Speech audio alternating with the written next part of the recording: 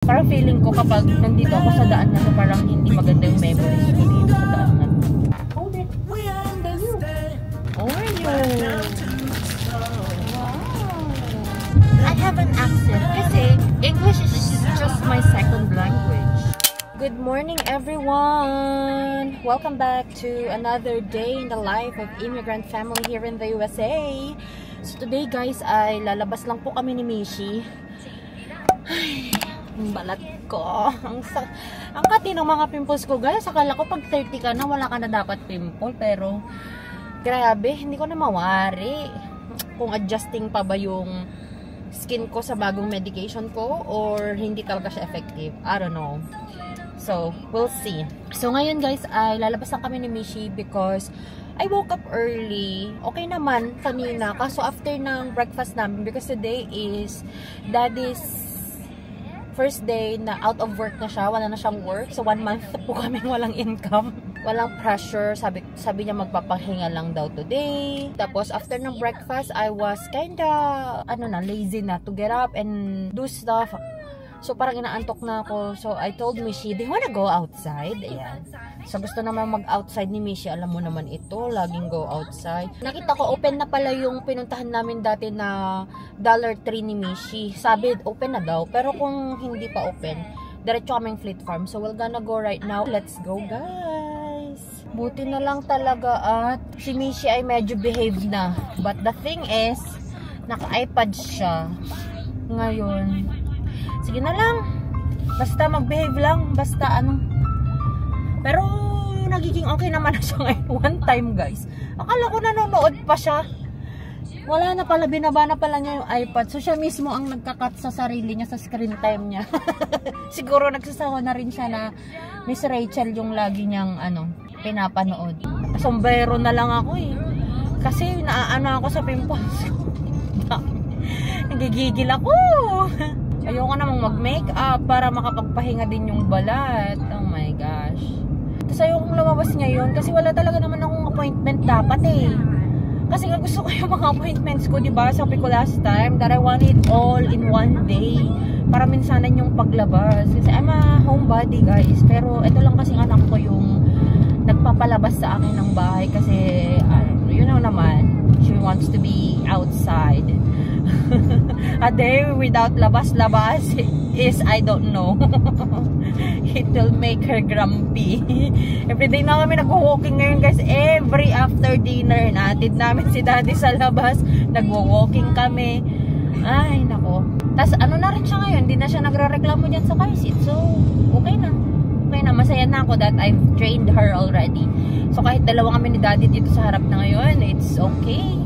But we'll see sa long drive. Kaso sa long drive kasi namin, going to Georgia, she's gonna be with her Lala. Ako yung magdadrive ng sasakyan na to, and then Daddy will drive the truck.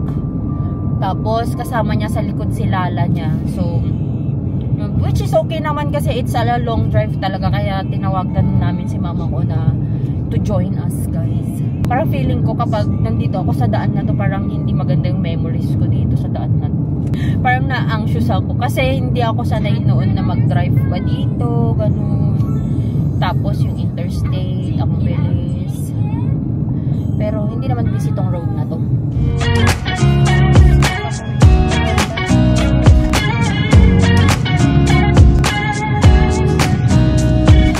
Nobody told me to settle down. Late nights and late nights don't get around. But there's something about you I like, about you I like. What do you want? Just one. No binky please. No binky. This one, okay? Hold it. That's for you. Wow, you're gonna use this when we travel, okay? Look at this. You have small books, Mishi. Elmo. Look, it's Elmo. It's Elmo's first day of school. Elmo. Wow. Wow. May Lady Susan pa sila dito. 125 lang. Tagal ko na kasi hindi Dollar Tree. Wow. 125. Organizers. cute. Like this one. I really like this. This one. Oh, they have brownie brittle chocolate chip. Oh, I don't like that. Oh, wait. Wait. Oreo. Wow. Maganda palang bumili dito ng mga pang travel na mga snacks lang, chicha-chicha. Bili kami dito before kami mag-travel. Yung cranberry juice nila na half gallon is just 1.25. Sa Pilipinas yan, nung nasa Pilipinas pa ako, 2020s, 300 na yung isang ganyan. Dito, 1.25 lang. Up until now, nung 2021, dumating ako $1 lang yan. Ito na! Try na natin yung nito, yung mess-free coloring paper. So, ito, special paper lang talaga siya. Meron din silang binibenta na ganito, special paper, tas ikaw na mismo yung mag-print. Tapos, dito lang na yung pen. Oh, you wanna try? You want the pink one? Abi. Okay. Here. Open first. Ah, walang kulay yung niya, ah. Wow, Daddy! Nagkukulay, oh! Show it na. Again. Wow! Sige, sulat pa more. Tapos hindi rin siya nagkukulay sa ibang papel, tsaka dun, oh. Kahit nasusulatan na sana niya yung namin. Yung kumot. That looks cool. Para naman ng toasted yung mukha ni Princess Tatiana. Pagdating natin ng Georgia, bili na tayo ng table mo. Para may mapagganyan ng kanano. Hindi kasi bumibili si Mommy. Kasi alis tayo. Pero pagdating natin doon, we'll buy you table. Wow, magkaka-playroom na si Missy Bang. Hey guys, updates. It's already 4 p.m. Parang familiar to. Parang same na naman tong damit ko. Wala na kasi akong damit. Kaya pake na. Kaya kapag di ako naglaba, nanghihirap ako ng damit niya. Anyway, we're going out. Yung paningning natin ay nandyan sa likod. Ah, sige na, Daddy. Kasi may nagkikwento si Daddy. May napanagiripan siya na namigay siya ng truck. Tapos bumili daw siya ng bagong truck. Tapos yung mga pinagbigyan niya ng truck, nag-away. Si Papang daw, tsaka si Berto. Kaya daw siya nagising kasi nag-away daw sila. Bakit daw kay Papang ibibigay yung truck? Eh, nandito na nga si Berto sa US. It's a sign, magkakapagod, magkakaroon tayo ng bagong truck. Ay, hindi na natin kailangan ng another truck. Itong racist na pasyente mo. Kaya, yun sabi. Marunong ka ba mag-English? No English. No English ka mo sana. English is my third language. Ano daw, yung kunyari, nila yung accent mo. I have an accent kasi English is just my second language. This is not my first language. Ikaw, wala kang accent. Ilan bang language ang alam mong isalita? Yeah. Where did you get your nursing degree? Sabi niya. Or I finished my bachelor's in the Philippines. What? Bachelor's? Okay.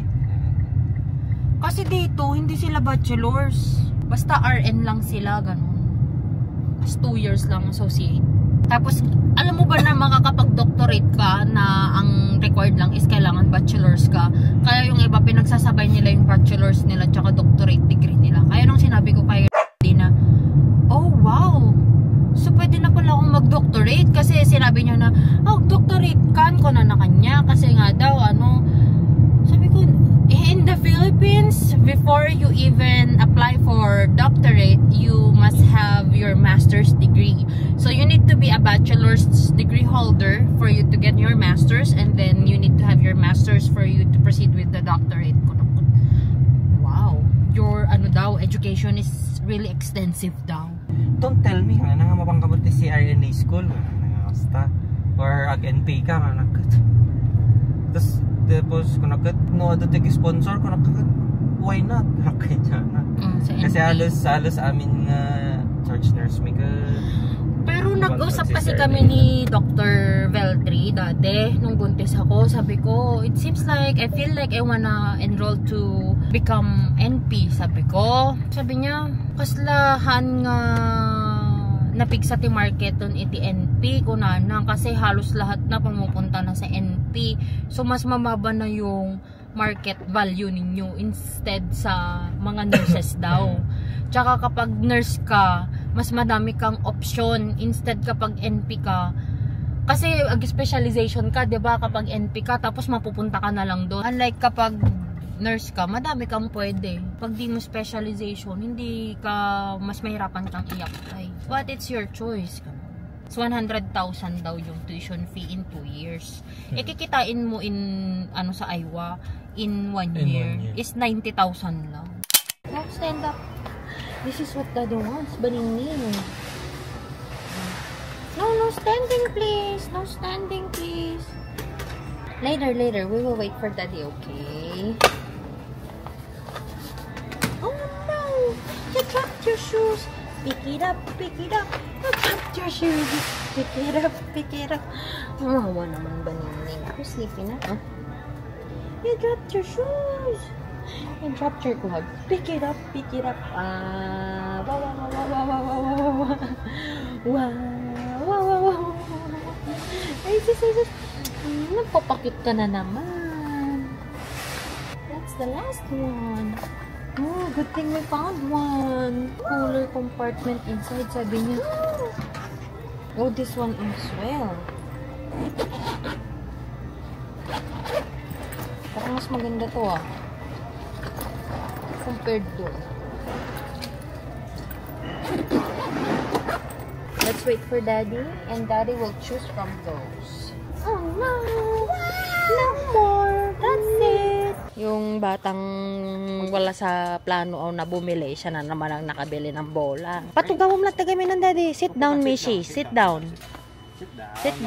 No standing. Prinsesa. Prinsesang hindi nagbabalat ng patatas. Nakauwi na kami pero walking muna kami kasi si Mishi ay sanay na sa walking. Every evening ay nagwo-walking kami dito sa place na to, so sanay na rin siya sa daan. Alam na niya yung mga pinupuntahan niya. Pero si Daddy first time niya. Why are you coughing? Ikot pa kami mamaya sa Starbucks. What are you gonna get? What? Kukuha na naman yan ng mga dried na dahon. Oops, no running towards the, ano ha? Run. Keep going. Run. Stop. Stop lang naman yung kamay niya, but she's not stopping though. Run. Alas 8 na, so kami ay diretso na sa uwi. Yung groceries namin ay nandun pa sa sasakyan. Nag-Asian store kami kanina. And then I need to go to the mail room pa pala, Daddy. Pasok na tayo dun sa may bandang mail room para malagay ko yung ano. Wala pala akong ballpen. May ballpen sa sasakyan, no?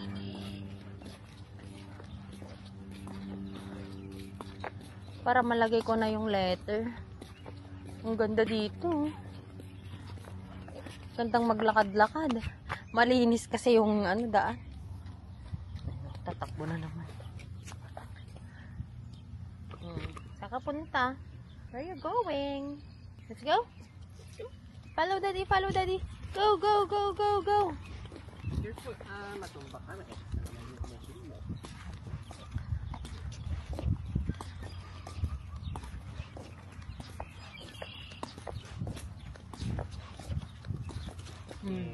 Kakasasabi ko lang.